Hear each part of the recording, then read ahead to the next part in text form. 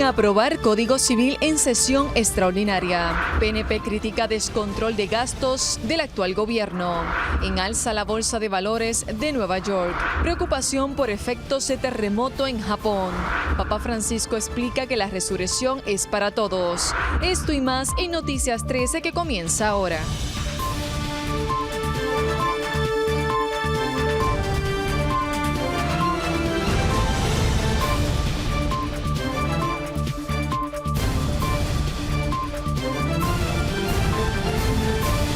Buenas noches y bienvenidos a Noticias 13, su hora informativa. Gracias por sintonizarnos. De inmediato con las noticias para hoy. Las condiciones del mal tiempo en el país provocaron el martes que el gobernador interino Víctor Suárez Meléndez firmara una orden ejecutiva para declarar a Puerto Rico como un estado de emergencia como consecuencia de las inundaciones, deslizamientos, daños y pérdidas registradas en las estructuras públicas y privadas, así como la agricultura tras las lluvias continuas acontecidas durante el mes de este año, mes de noviembre. La declaración de estado de emergencia se hará extensiva a todo el territorio de Puerto Rico, asignando prioridad a las regiones que ya han sido afectadas y aquellas que se verán afectadas a partir de la vigencia de esta orden. Se esperan más aguaceros y tronadas para toda la isla. Escuchemos. Noticia del día. Esto activa acceso a fondos federales que se pueden tener por el Departamento de Agricultura, activa también a la Guardia Nacional para poder ayudar en el reparamiento, en reparar cuestiones de derrumbes y demás que se hayan ocasionado en algunos de los municipios. La pérdida actual en agricultura se ha estimado por la Secretaría de Agricultura en alrededor de 12.9 millones de dólares. Y pues el gobierno continúa atendiendo este asunto como el de la más alta prioridad, y el jefe Crespo ha estado a cargo de la situación en todos los municipios que he mencionado y continúa trabajando con el periodo de lluvias que está ocurriendo. Gobierno. El senador y portavoz del Partido Nuevo Progresista, Larry Selhammer, censuró el martes la manera en que se discute el proyecto del Senado 1710 y que se pretende aprobar en un limitado tiempo. Las vistas públicas sobre el proyecto para adoptar un nuevo Código Civil comenzaron el martes y la minoría del Partido Nuevo Progresista inició el debate criticando el hecho de que se considere una legislación de esa envergadura en el limitado tiempo después de que el país favoreciera en las elecciones un cambio de gobierno. El senador y presidente Eduardo Batia en el 2012, luego de pasadas las elecciones, en el hemiciclo nos recordó que había una voluntad democrática ejercida por el pueblo y que se debía obedecer en asuntos como de política pública. ¿No le parece que le corresponde a la próxima administración atender aquellos asuntos del código que responden a política pública conforme al mandato del pueblo el 8 de noviembre? Durante la sesión, el presidente del Senado, Eduardo Batia, quien favorece el Código Civil, recordó que la Comisión Conjunta Permanente para la Revisión y Reforma del Código Civil fue creada en 1997 durante el gobierno de Pedro Rosselló y descartó que aprobar la legislación limite de alguna manera la facultad de la nueva administración de establecer su política pública. Yo puedo entender las 1000 razones para no actuar sobre el Código Civil y esperar 20 años más. Pero lo que estoy advirtiendo es que el riesgo para Puerto Rico es muy grave, que Puerto Rico sí espera 20 años más para este código. No solo va a estar totalmente fuera de outdated, sino que va a necesitar mayores revisiones en un futuro. Y yo por eso le digo que la pregunta que tiene que contestar Puerto Rico, y mi voto es solamente uno, para que sepan, pero la pregunta es si queremos quedarnos en el siglo XX, en el principio del siglo XX, o si queremos brincar al siglo XXI.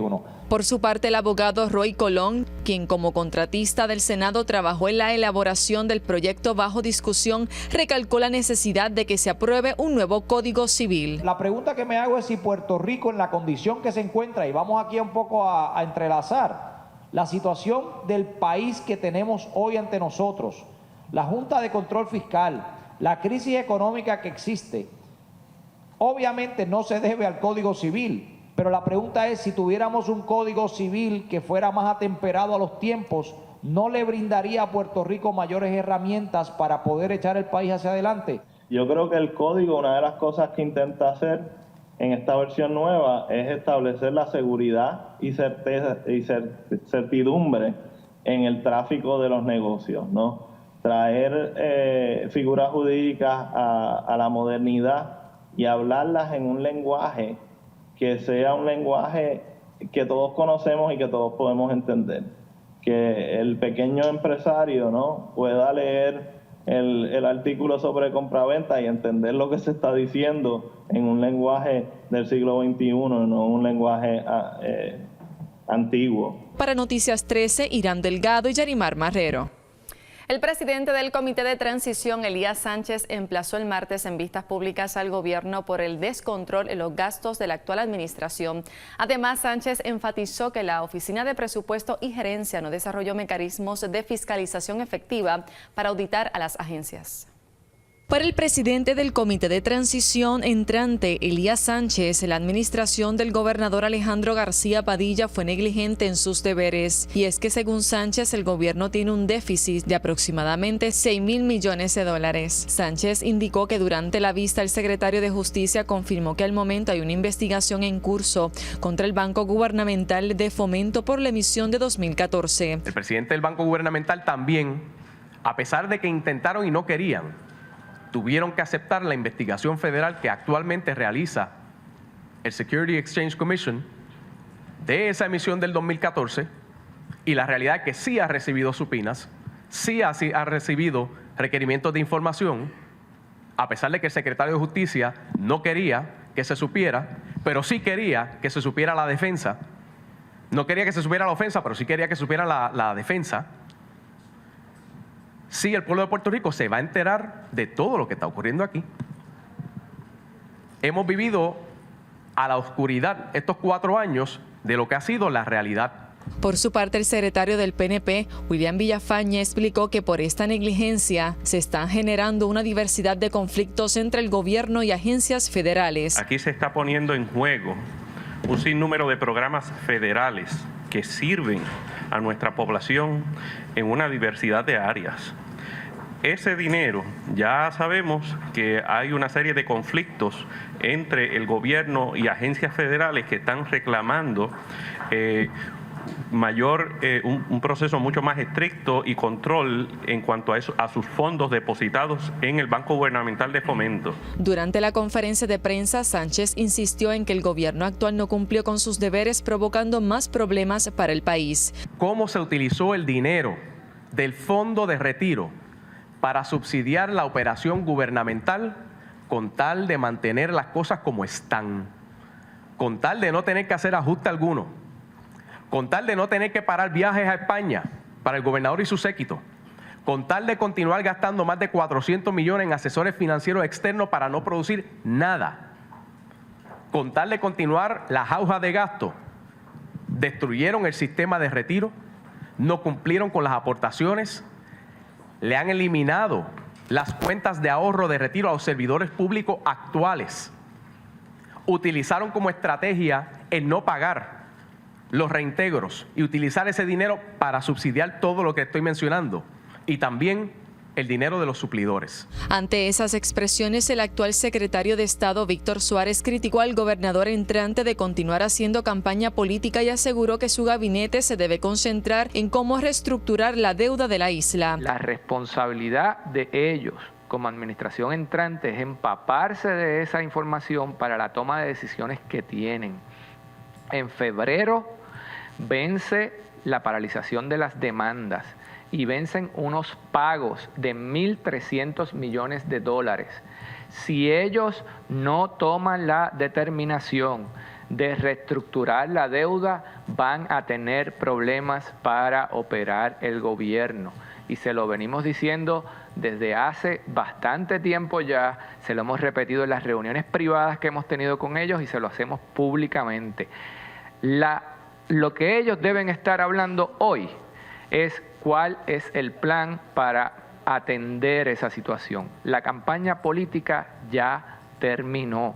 Asimismo, Suárez destacó que el gobierno actual ha sido asertivo en todas sus decisiones y toda la información se ha hecho pública. Esas publicaciones, como más ningún gobierno lo ha hecho, están en las páginas de internet, están publicadas en los documentos que se le ha provisto a la Junta de Supervisión Fiscal.